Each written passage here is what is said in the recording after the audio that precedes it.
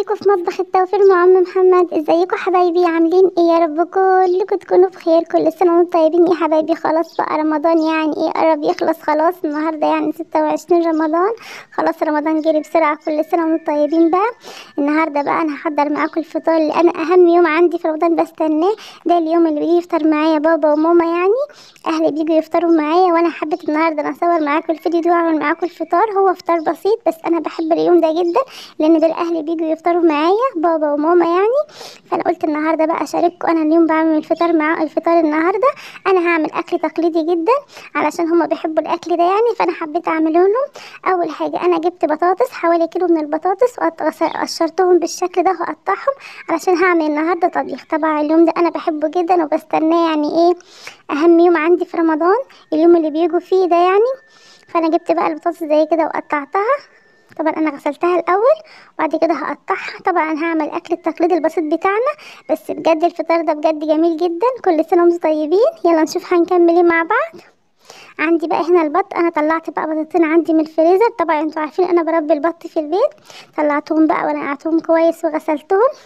دلوقتي بقى هسويهم معاكم. انا جبت بقى بصلايه انا فرمتها في الكبه ناعم، وزودت عليها معلقه من الفلفل الاسمر. هدعك بقى البصلايه. طبعا انا مش هحشي البط النهارده، انا هعمله يعني ايه ساده كده.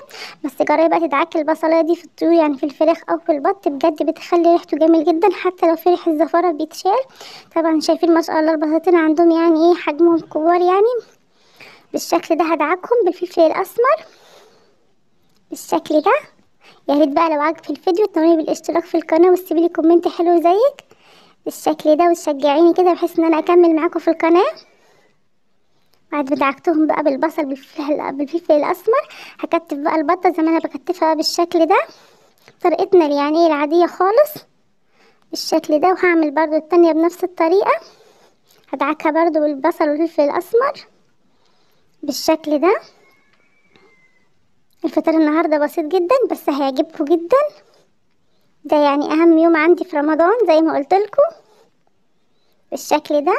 وعندي هنا بقى حله فيها ميه بتغلي، هنزل بقى فيها في البط بالشكل ده. طبعا الحله يعني مش كبيره قوي بس يعني اخدتهم الحمد لله. وهزود بقى عليهم بقى طماطميه وجزرايه، كمان بصل من الببشور اللي احنا حاطه عليه فلفل اسمر بالشكل ده. دي معلقه برضو من البصل عليها فلفل الاسمر، بتخلي ريحه الشوربه جميله جدا بجد، بيكون طعمها جميل. جربي الطريقه دي بجد هتعجبك بالشكل ده. وهظبط لها بقى الملح واحط لها فلفل اسمر كمان. لو عندك السبع بهارات برضو حطي معلقه صغيره، بس انا كانت خلصانه من عندي بالشكل ده.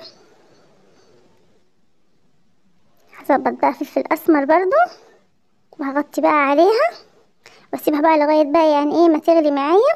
دلوقتي بقى هعصج معاكم لحمه مفرومه عشان هعمل كمان صينيه من الرقاق زي ما قلت لكم. النهارده الفطار عندي يعني ايه مميز شويه. جبت بقى بصلايه انا برضو فرمتها في الكبه، شوحتها في معلقه من الزيت، هنزل عليها باللحمه المفرومه. الكميه اللي عندك، انا هعمل كميه يعني صينيه متوسطه، نزلت عليها حوالي بربع كيلو من اللحمه المفرومه. انا مش عارفه وزنها كام، كانت عندي في الفريزر. وهفضل اقلب بقى فيها بالشكل ده. انا هعمل الفطار كله مره واحده النهارده، يعني وقفه واحده على البوتاجاز، من الاكل يعني ايه الطبيخ طبي يعني بيتعمل سهل يعني وبتنفع تسخنيه يعني اخر النهار تاني. ممكن تبداي من بدري وتعملي يعني تسخني ساعه الاكل بالشكل ده. قلبت بقى اللحمه مع البصله بالشكل ده لحد ما اخدت معايا صدمه. وهظبط لها بقى الملح والفلفل الاسمر. طبعا كلنا بنعرف نعصج اللحمه، بس انا حبيت اوريها لكم معايا بحيث ان انا بصور لكم الفطار النهارده بالشكل ده. افضل اقلب فيها بقى زي ما قلت ما بتاخدش وقت خالص، بتقفي على البوتاجاز نص ساعه تكوني مخلصه كل الفطار معاكي بالشكل ده. ظبط لها بقى الملح بالشكل ده. حاولي ما تكتريش الملح.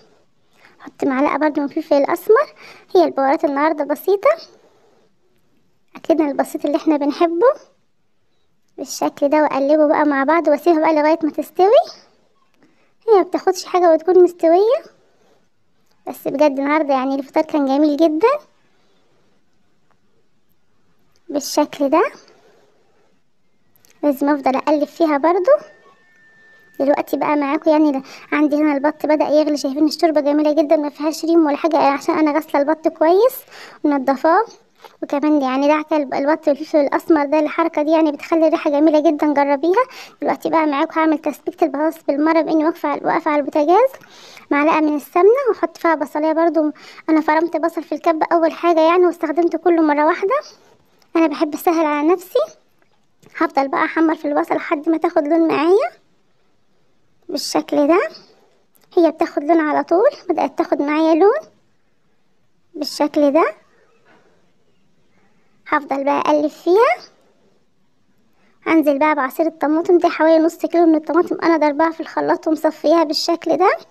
هظبط لها برضو الملح، واحط برضو فلفل اسمر زي ما قلت النهارده، يعني كل حاجه بس حاطه في البهارات بالشكل ده. احط فلفل اسمر، احط بقى كمان برضو الملح، واسيبها تاخد غلوتين كده لغايه ما تبدا تتسبك معايا بالشكل ده. لو عندك صلصه ممكن يعني ايه يعني تستخدميها، بس انا حبيت النهارده يعني ايه اسبك معاكم واعمل افرم الطماطم. هسيبها بقى تاخد غلوه بالشكل ده. بدات تغلي معايا بالشكل ده بقى غلوتين، هي ما اتسبكتش، هي يا دوب بتغلي بس. هنزل عليها بالبطاطس اللي احنا قشرناها في الاول وقطعناها مع بعض، تاخد فيها برضو غلوتين. طبعا البطاطس بتستوي على طول، ما بتاخدش حاجه يعني، مجرد غلوتين.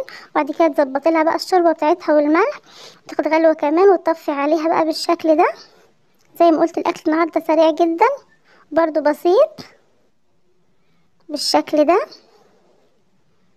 عندي بقى هنا الاكل كله بيستوي يعني ايه، البط على البوتاجاز والبطاطس، وعندي هنا برضو يعني اللحم بتعصق.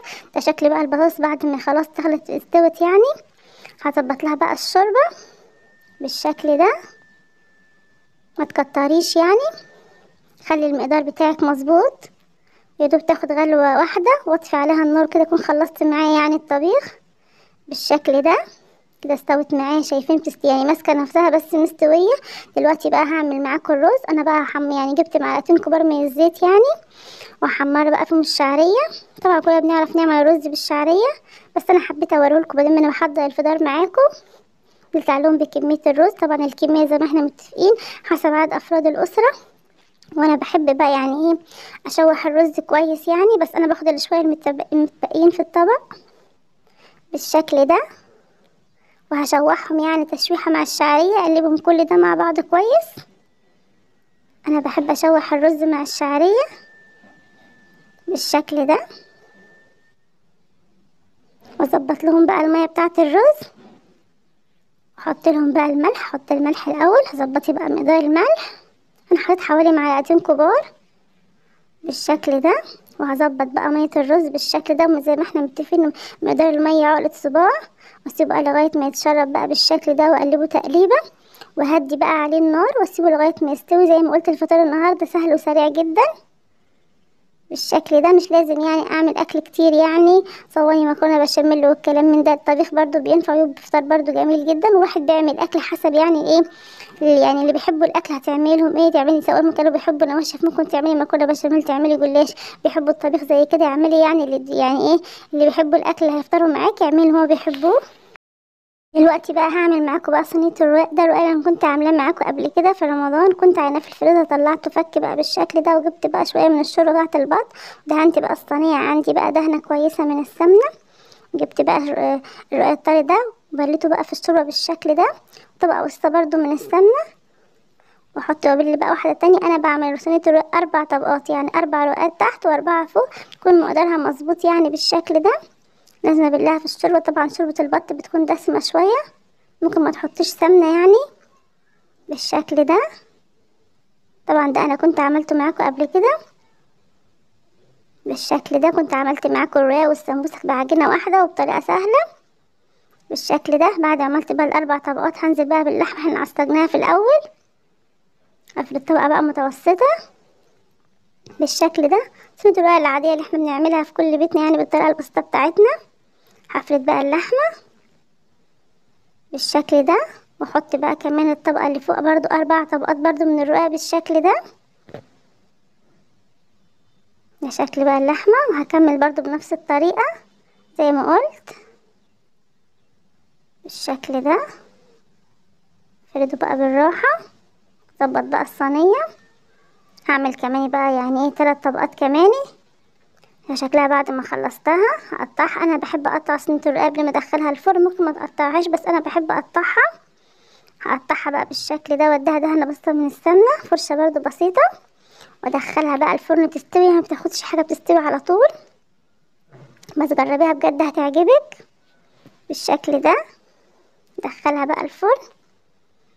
عندي بقى هنا البط بعد ما استوى، انا بقى مش هحمره في الزيت. انا جبت معلقه من الصلصه دي، صلصه بيتي انا عاملاها، حطيت عليها فلفل اسمر ومعلقه بودره بصل وبودره ثوم ومعلقه من البابريكا ومعلقه زيت، وهدهن بقى البط ده كله وادخله بقى الفرن يتحمر بقى معايا. بجد الخلطه دي بتكون طعمه جميل جدا، جربيها تعمليها مثلا سواء في بط او في فراخ، هتبقى جميله جدا. ده شكل بقى الاكل بعد يعني ما صورته. وكمان عملت ملوخيه ملوخيه ناشفه، شايفين شكلها بجد جميل جدا.